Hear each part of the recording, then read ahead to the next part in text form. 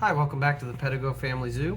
Today I was hoping to go over just types of book bindings and the ones I prefer for certain books over other books, and just kind of my general thoughts on that. Because for me, the physical media I'm reading it on is really important because I have attention issues, and if it's not perfect, I don't want to say perfect, but if it's not right, I have issues getting through it, specifically from the media standpoint. Now, I can't read on e-readers.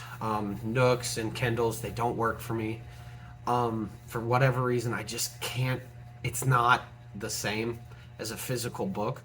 My phone really doesn't work because I'll read a page and then a notification will go off and I black out. I guess I do drugs. I get onto Instagram. I never. Hours later, I'll realize I'm on Instagram instead of reading, and it just does not work for me. So I try to stay away from my phone for my reading. I try to turn my phone on silent a lot, but sometimes you can't. But that's just how I keep myself into my books. I need a physical copy of the book. I need to read by flipping pages. It works great for me. And I just wanted to kind of give my thoughts and opinions on the different physical media, the different sizes, the different covers, stuff that I like, stuff that I don't like, and I'm just going to go from my least favorite to my most favorite. So I'm going to start off, and first off, let me get a drink. I've tried recording this at least 5 times now, but the dogs have been ornery. Ornery's the best term today. I'll be halfway through a recording and they just start barking at a guy on a bike, or they start play fighting with a rope, and it's not the best viewing experience, I wouldn't imagine. So I put them out back right now. It's pretty cool. I made sure their water bowls were full. I'll bring them in. It'll only be about 30 minutes here. But anyway, let's give it a start. My least favorite type of book is the long in length and long in page paperback.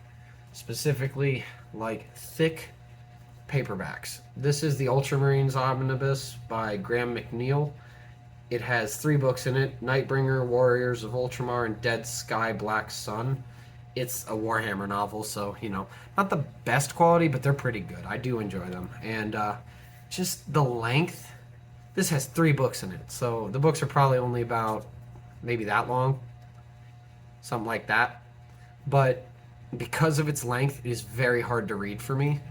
You can't bend the pages like you do. Well, you can, but it's not the same. They're good books in here, so I'm slowly making my way through it. But it's just one of those, I don't like lengthy books in paperback. The next one I want to show you is another lengthy paperback. I haven't read this one yet, but it's Stephen King's It. You're going to see a lot of Stephen King on this list. I like Stephen King a lot.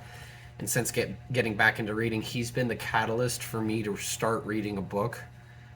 So for right now, I'm going to be reading a lot of Stephen King. Get over it. I know he might be overrated in some aspects, but I don't care. So this is It in paperback. It is definitely at least 2 inches thick. I'd imagine it'd stop a small caliber handgun round, but it's just too thick for me. I picked this up cheap, so that's why I got this one.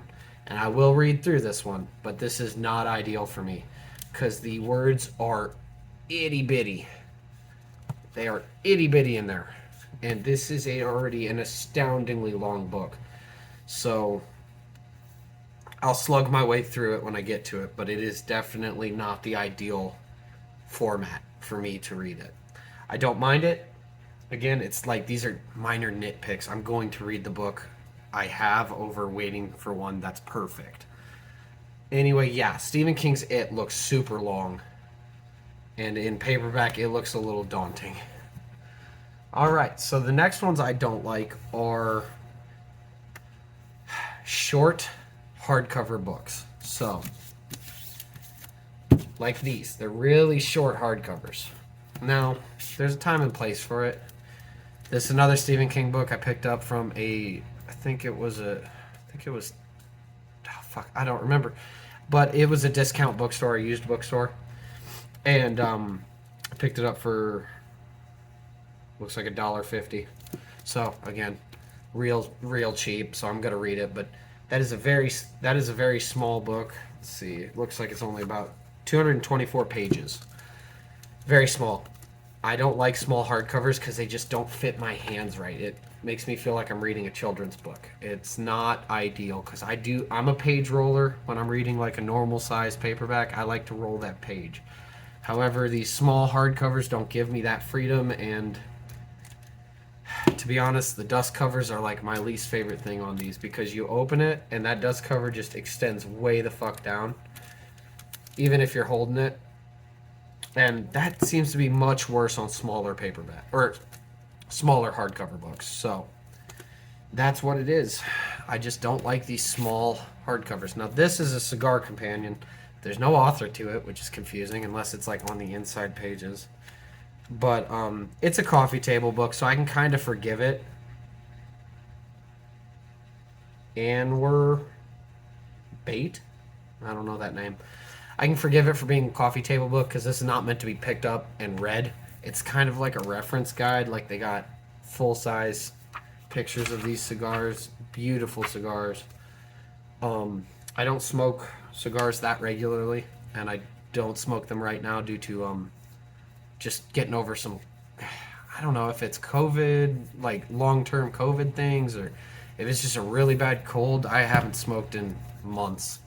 So I'm probably not going to pick it up for a while, but it's a fun little read. If you find it at Barnes & Noble for like $10, it's not a bad pickup if you smoke cigars. But these small hardcover books are just not my thing. They just don't fit my hands. They don't work with me. Again, I'll read them, but I have identical books like The Girl Who Loved Tom Gordon sitting next to a paperback copy. I'm grabbing the paperback. It's usually cheaper, and on top of that, it just fits my hands better. It's what I prefer to read. In these shorter novels. Let's see. Long. The next one. I'm sorry, I'm talking a lot.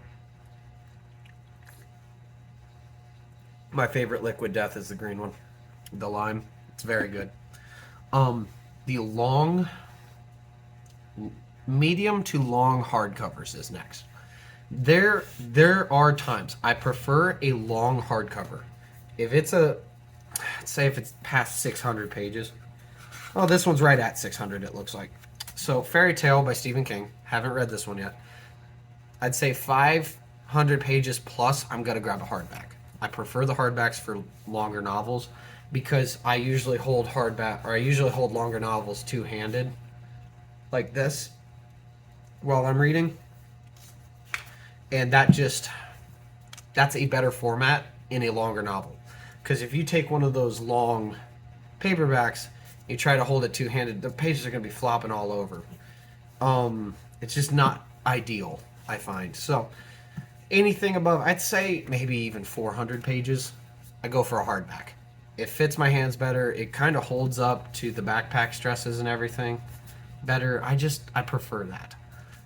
The next one is a very long book, known to be almost too long by a lot of people, and the editors originally thought it was way too fucking long. But Stephen King persisted and eventually got the uncut version published. I'm sure you know by now. It's The Stand by Stephen King. Excellent book. I have read this all the way through. Excellent. But it lived with me for like 3, 4, maybe even 5 months in my backpack, and it was exhausting. Great book. Slow paced. Insidious. I loved every second of it. That being said, because of its length and my comprehension issues, I had to walk away from it for a week at a time or so, just so that I could be excited to read it again, because this thing does kind of meander through the story. It's slow going. There's a lot of characters. There's probably upwards of 10, 15 characters that you follow exclusively, and then a bunch of characters that show up multiple times. If you are looking for a book to dive into and like really just suck every ounce of pleasure out of, this is a book. You can dive way deep into this, and it has a lot of implications within the Dark Tower series. Since I finished this, I've read a couple more books, and oh my god, the amount of ties this has to the Dark Tower. This is almost a Dark Tower novel.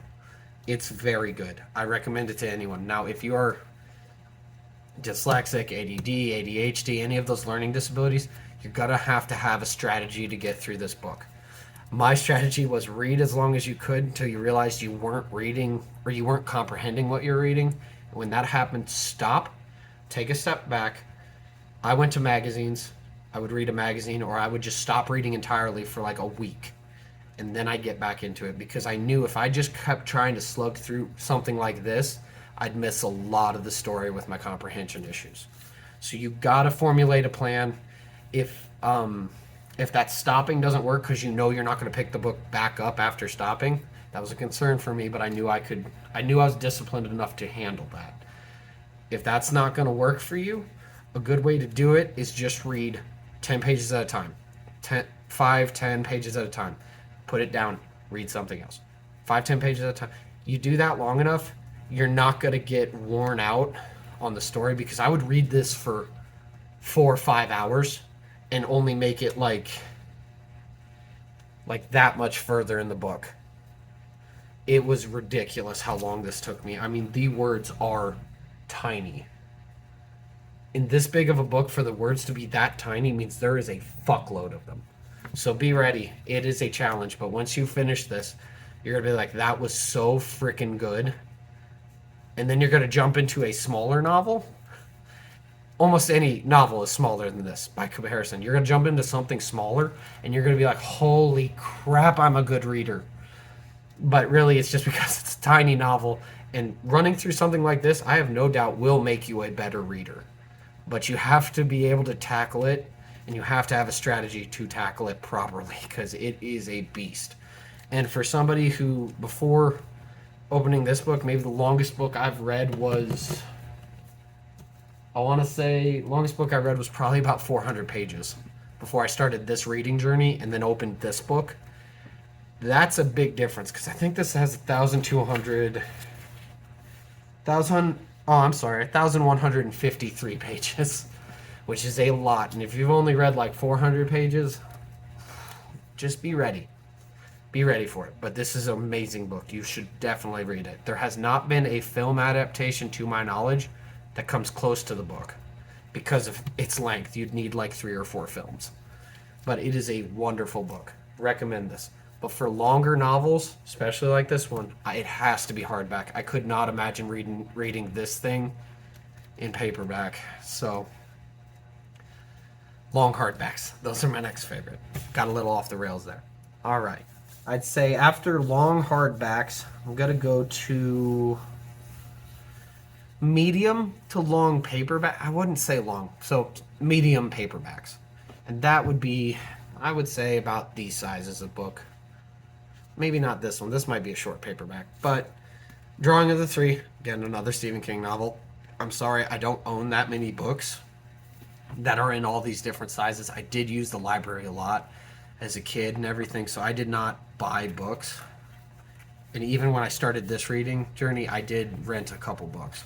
So, Drawing of the Three, which I have read. It's an amazing book. However, I wouldn't say it's the best in the Dark Tower series. It's still a very good book. Let's see.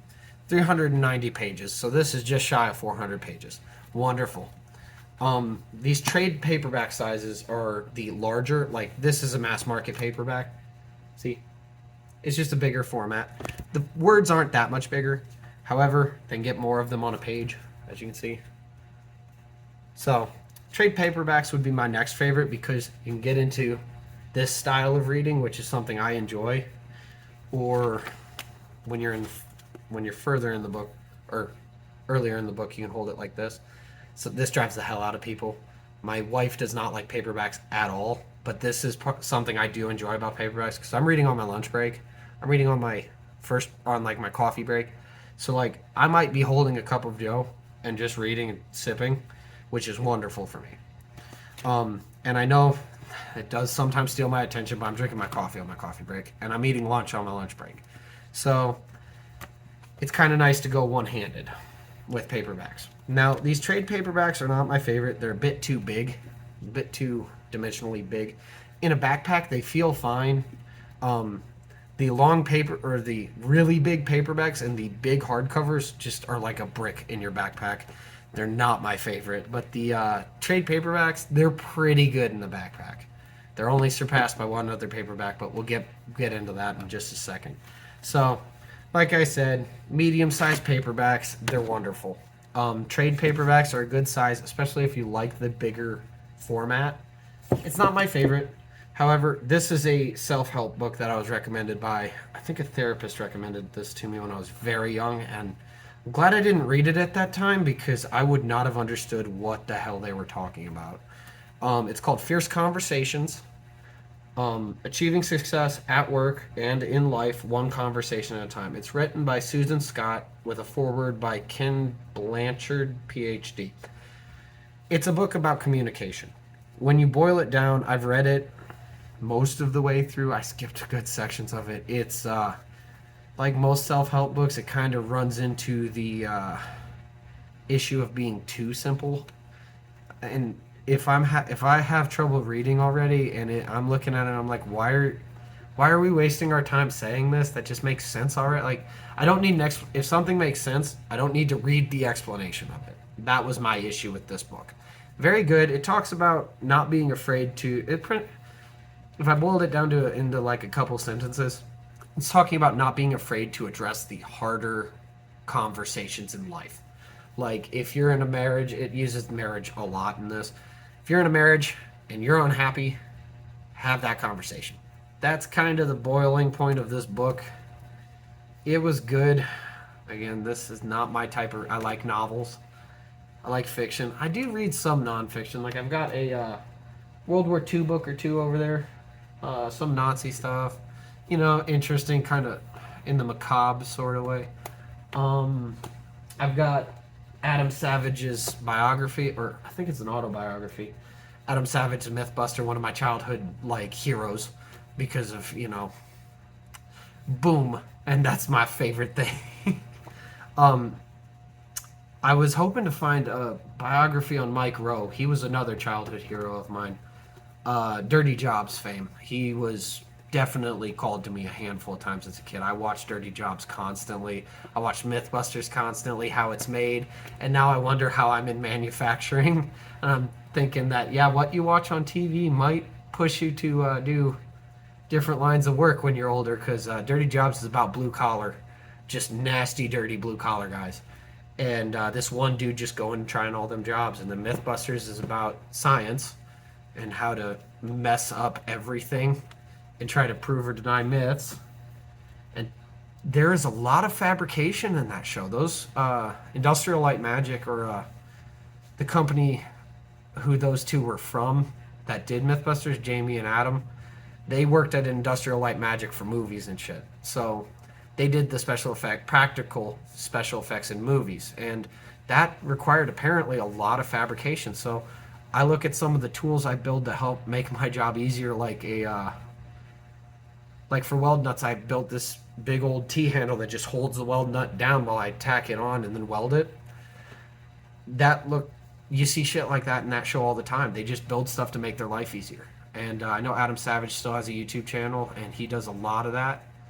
So it works pretty well for him. But and then what was the other one? It was Dirty Jobs. And then How It's Made. It's all about manufacturing and building shit. So I ended up in manufacturing because of the TV shows I watched, I'm pretty sure. But Fierce Conversations, it's a good book. If you're looking for help on communicating, this might be a good book for you. I don't know if it's still in print. I don't even know if it helped me at all. A lot of it's self-explanatory, but it does dive deep into the non-obvious of that self-explanatory topic. Kind of causes and effects and stuff. It's kind of interesting. It's worth a read if you can stomach that type of serious literature. It definitely was not my favorite book to have ever read. And my favorite book, my favorite size, and my favorite what was I using? What word was I using? My favorite format of paper books is the is the mass market paperback. This is a Clive Cussler, Spartan Gold. I haven't read it yet, but I do want to read it. I know he pumps out about 1 million books a year, and to mixed success. I heard some people really like him. I heard he has a specific interest in like naval and like boats and water, and I don't swim that much. It's not really a huge interest to me, but like this book was really calling to me. Look, it's got a submarine with a Nazi swastika on it and stuff, and it looks like there's some evildoers doing evil and some good people doing good. I don't know. I don't know. To be honest, it's a Sam and Remy Fargo adventure, which I don't know what that means, but I'm assuming they're brother and sister. And I think it'll be a fun read in between some of these heavier Stephen King novels. Some of these Stephen King novels are very, they take a lot of energy to get through for me just because of how hard it is to read. I can't stress to you that like when I read, it's not because I enjoy reading as much as it is as I know I need to do better. I do enjoy reading, otherwise I wouldn't be doing it. However, you go to the gym in a way that most people will go to the gym not enjoying sweating and breathing heavily, but enjoying what they get from it, the peace of mind, the better body. They don't go to the gym because they enjoy running on a treadmill for 5 hours, or for like 30 minutes. They don't enjoy doing bench press. Well, I did enjoy doing bench press as a kid. They don't enjoy doing like bicep curls because of the bicep curl. They enjoy it because it gives them like strength in their arms. They enjoy it because it gives them strength in their chest. It makes them look good. It gives them something outside of what they're doing. I would compare how I read to that because I don't enjoy reading because I like looking at words and putting them into my brain. I enjoy reading because they're stories that I haven't heard before.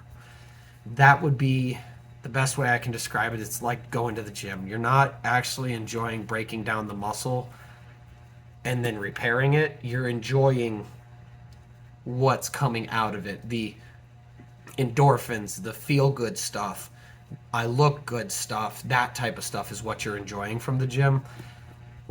Just like I'm not enjoying looking at the words on a page and putting them into my brain, I'm enjoying the story. The words on the page and putting them into my brain is like the cardio at the end of the gym session. Nobody really cares to do it, but you have to do it to get the experience or to make the goal you were trying to get to look better.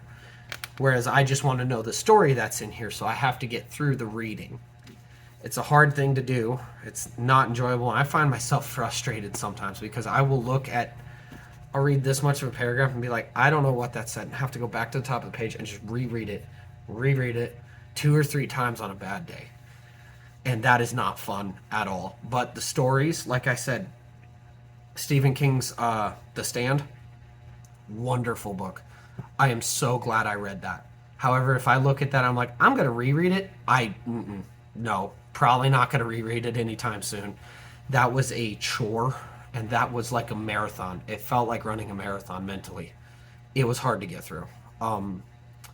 Reading is not as enjoyable as it probably should be for me, and I don't think it will ever be. However, the stories I'm reading, the pride in finishing these books. When I was a kid, my family was always disappointed in how little I read, how poorly I did in school. They did not care for how my brain worked, it felt like at times. I know they love me, that's not the debate, but specifically, one side of my family had a lot of issues with how I was doing in school and how little I was doing to get better at school. And you can say I didn't apply myself, you can say all that crap, but I was trying my goddamn hardest. So, now that I'm an adult, there was a couple years I didn't read a goddamn thing. I didn't read anything. I was so done with looking at books, they burned it out of me. I was tired of pretty much, I don't read. Done. I'm not reading. I will not read because as a kid, I pretty much got bullied for not being able to read. Not being able to read fast, not being able to read at the same speed. English class was horrifying for me because if they gave us a book to read, I could never keep up. Ever. So now that I'm an adult, I don't have to keep up with anyone. But it still feels like a hell of a chore to get through a book sometimes. Like Wizard and Glass, I'm having trouble. It is hard to keep keep interested. It's hard to comprehend everything that's going on. It's not a bad written book. However, it is a book that is not meshing with my brain at all, and it is tough. So if you're in a position like that and you're struggling getting through a book, slug through it. There are ways to get around it. Take a week off. Take a week where you're just looking at your phone whenever you'd be reading. Just make sure you go back to it. It's not an easy thing. It's not something that everyone can just pick up and just fly through. I can't read hardly at all some days. Some days I'll look at that page and my eyes will just not take in the words. And those days I have to just write up as a loss and move on. The next day's going to be better. And you just got to keep trying. It's hard. I've read more books probably this year and this last summer than I have ever read in my life. And it has been enlightening to me to know that the stories that exist are just so goddamn different than I ever thought they'd be. I mean, Stephen King has been heavily turned into movies. I've seen multiple Stephen King movies. I have read the books now, and they were different. Not fundamentally, everything was still there, but they were different, and they felt different, and oh my god, did I miss out just watching the movies. Same thing with, like, I didn't watch The Fault in Our Stars yet, but I didn't want to because I knew I could read it. That is huge because I've never read a book before I've seen the movie before. So this is a huge one for me. So I'm about halfway through The Fault in Our Stars. And I'm looking forward to seeing the movie with my wife. I'm excited about that. And I would not have known that if I just kept with that kind of closed-minded attitude of I don't read well, so I'm not going to read anymore. You don't have to tell anyone you're reading. You just read. Just pick it up and read, you know? It's one of those things that you'll find out that it's not what you thought it was. And as a kid, reading was difficult. I may have been in 5th grade trying to read a Magic Tree House novel and failing. It did not work for me. I was so stressed out by school, and they would like force you to pick up books and try to get through them. And I'm not saying that's a bad thing. It probably needs to happen on a certain level because kids won't do it unless you make them. However, it was so challenging for me to get through that I stopped reading the books entirely. I never read half the books that were assigned to me. I cliff noted it. Or I just took the F a couple times. I just absolutely failed it. The only thing that I can explain that would be better than just, that's not the way to say this. What I'm trying to say is pick up a book that looks interesting to you and read it. Stephen King's a great doorway because his writing is not super complex from the words on the page. He's not using crazy long, crazy big vocabulary. The best way I can kind of describe it is the blue collar writer or the blue collar author out of all the authors, because his writing is down to earth. It's very relatable. Even the stuff written back in the 70s. I was born in 98. The stuff that he wrote way back, I could still relate to the characters in it because he wrote them normal people. They were the average Joe. Now I had to look up what a chamberet shirt is because I'd never heard of that. It's a denim shirt is what I kind of understand. I think it's a specific brand, but I haven't been able to dig that up. But like, that was the most challenging part of of reading him for me, was what the fuck is a chamberet shirt and why does every character wear one? A little joke, but the words are not complex. He uses complex words, but when those come up, you can usually assume what he's saying. And I'd reckon that most people who have trouble reading are smart enough to figure it out. Smart enough to already know that word but have never read it, because that was where I was at. I knew the word and I just looked at it and I was like, what the fuck is that? And my dyslexia was going, so I just typed it into Google, looked up a definition. I was like, oh, I already knew that. It's not that hard. You kind of got to get out of the headset of what school did to you with the books, though.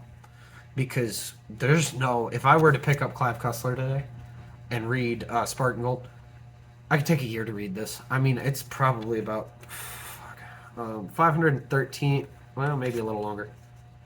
Anyway, just about 515 pages. It's 515 pages. If I read one page a day, I'd be done in less than a year. But for a 515-page book, people I went to school with could have read this in a day. I mean, Lightning Thief. That was one of my first experiences with wanting to read a book, but not being able to. All my friends got The Lightning Thief. I wanted to read The Lightning Thief. I tried. I got 2 chapters in. They were finishing the book. So, of course, that I put the book down and I never picked it up again. Might pick it up as an adult if I got about 15 pages in, or I'm sorry, probably about 2-3 chapters in, and like my friends who had bought the book the same day, done with it, and they were talking and they were spoiling stuff. It was a kind of painful memory of mine, and not that it was traumatic, but it definitely shaped how I looked at books.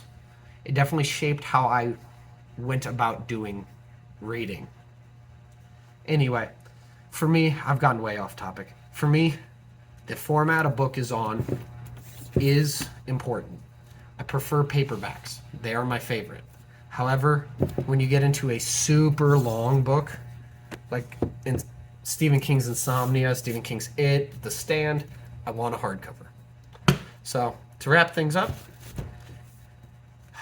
don't let it get you down. You're doing great. If you have issues reading, just read more. Just go back, take the L, read the last 2 pages if you have to. Books are wonderful. However, so certain people's attitudes towards how other people read need to change.